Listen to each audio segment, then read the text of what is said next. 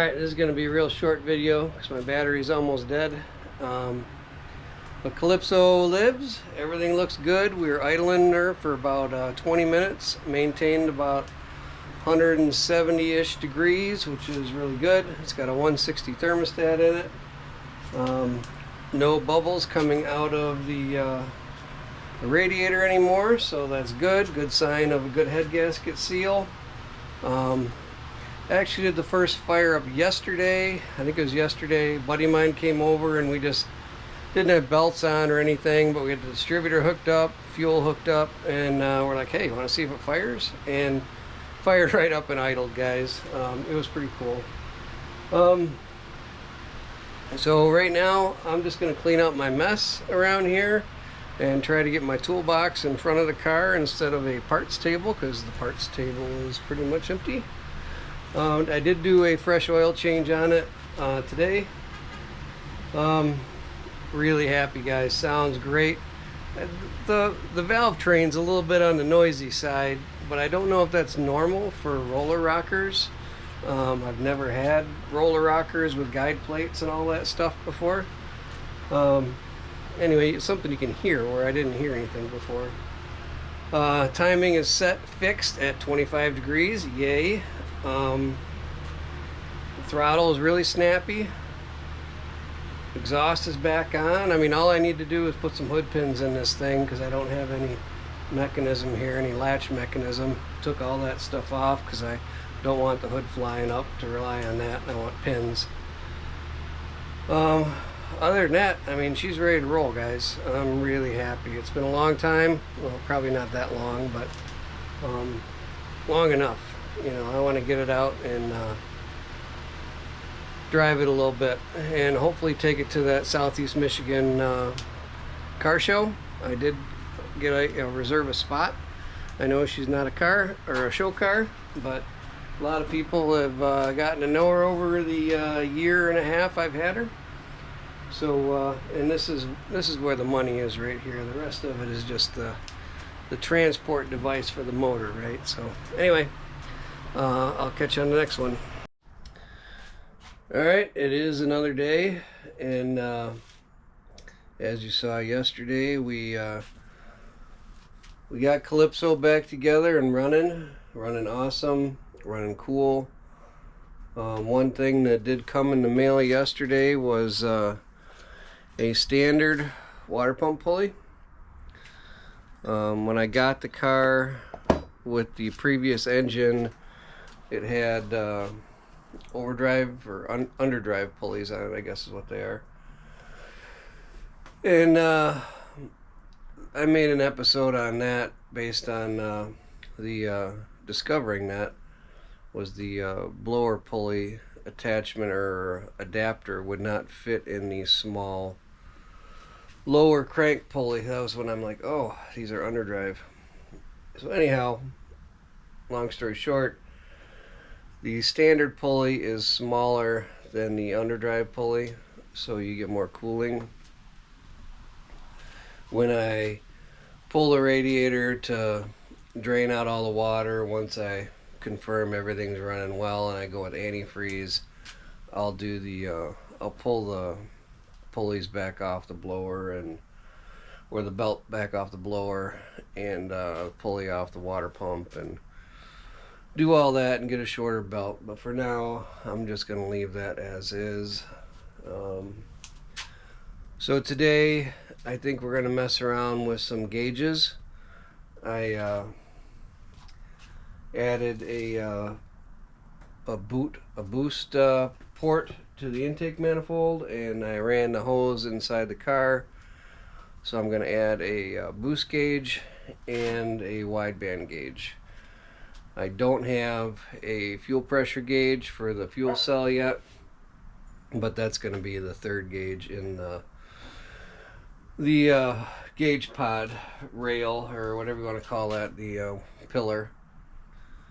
So I'm going to start doing that, and trying to get all the miscellaneous strange wiring done before I lay the carpet in and start messing with that. I'd also like to get the subframe connectors welded up before that, but I guess we can, yep, peel the carpet back. It's not that big a deal. But I do want to get the gauges hooked up today. I'm out here with the boys. See the boys wandering around. Kind of a rainy day. So I have the I'm just stuck in here right now, but I'm gonna orientate them a little better and start with all the wiring. I do have my external fuse box that I created that I do have mounted in the car. I'll probably just go off of that because when I energize the car, all that comes to life. Eventually I'd like to get that hooked back up to the switch, but still have my ability to turn off and turn on the fuel pump and ignition, you know, if I want to. So not going to be too exciting, just some fiddly wiring, but I'll show you what if I come across anything interesting. Do have to crawl under the car and take out one of my, I have plugs for my oxygen sensor holes in the headers, so I'm gonna have to take one of them out and stick in my oxygen sensor and run the wiring through a hole in the floor. But if I'm not mistaken, there was a access point for like the backup light wiring, so I'll probably just fish it through there and run it around and make sure it's out of the way of everything.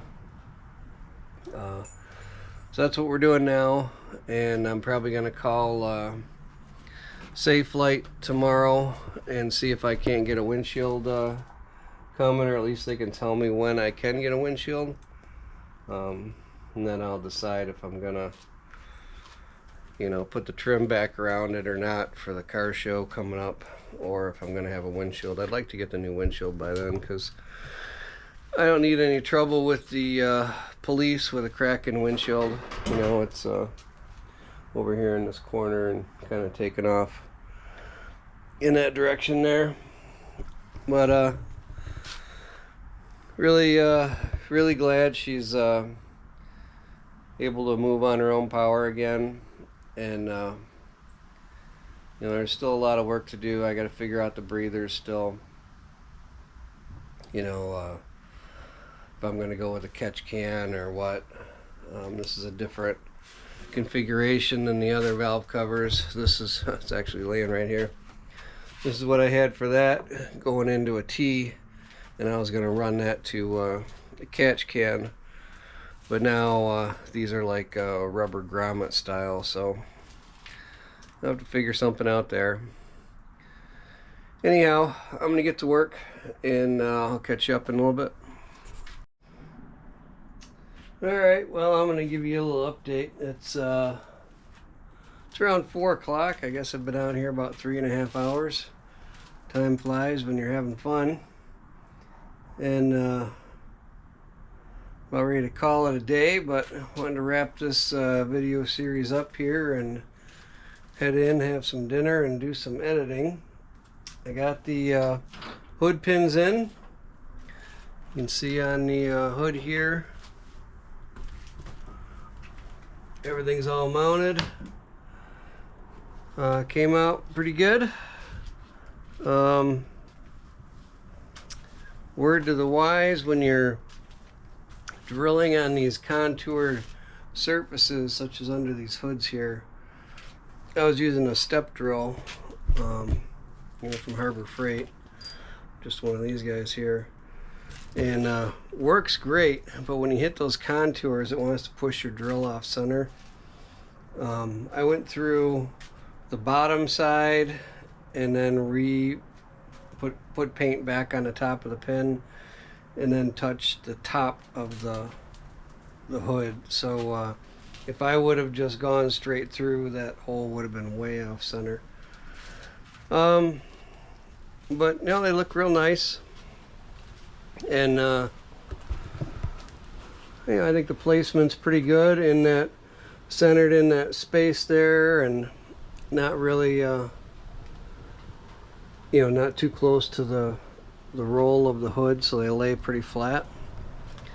You can see here I got my 2 gauges in, and that's kind of fun to see. I did start it up, and well, may as well. Is everything clear? I don't know anything about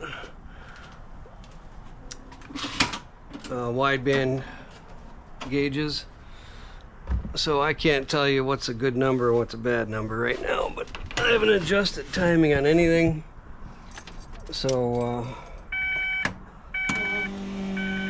see if she starts.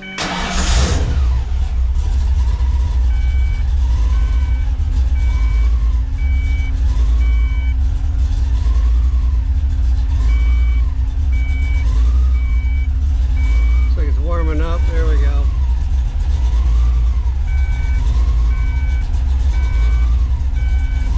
It's like about 13 and a half.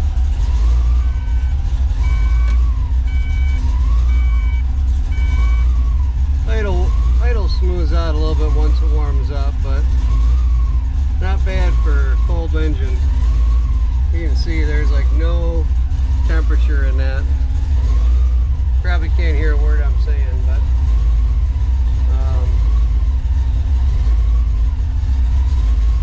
yeah, I'll have to see if 13 is good for idle. We'll see. Sure does sound good though.